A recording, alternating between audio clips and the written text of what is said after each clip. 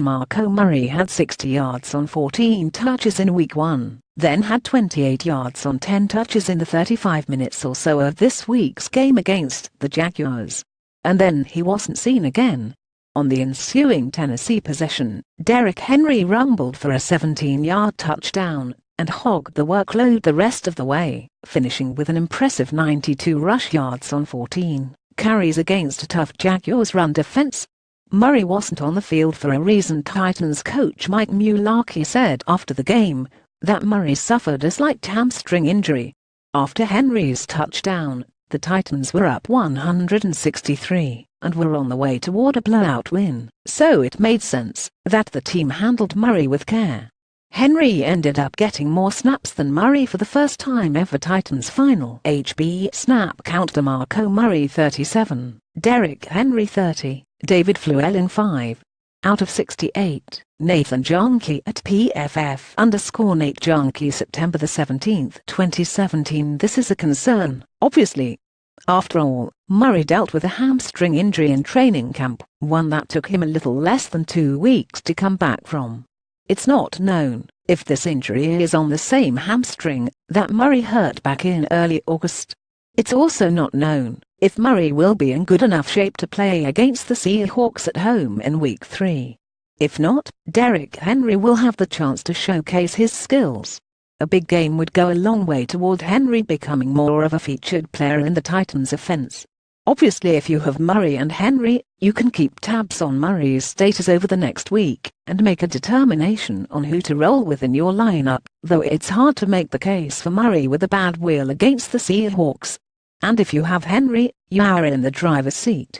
He's healthy, strong, and should be in line for a decent workload for at least one game if Murray plays. If Murray's out, then Henry is a safe bet for a lot of touches. If you've got Murray without Henry, you're probably freaking out.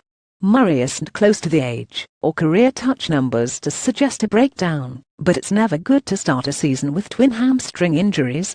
Trading him isn't an answer because no one will give you anything good for him, not even the owner who has Henry. Cutting him, no one should do that. So, you're stuck. Murray was a second or third round pick in most leagues. What will it take for him to return that value at this point? He'll have to get healthy, and Henry will have to totally stink. That's a possibility, but not even close to a certainty. It's probably more likely we see Murray and Henry split reps, or see Henry take over completely. If you have Murray, plan to be without him in your lineup for at least a week.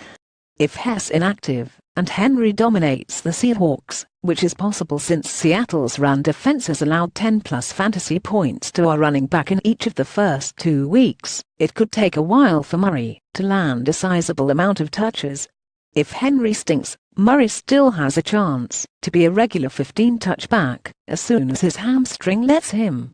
Maybe, just maybe, consider approaching the Henry owner and talk about a deal.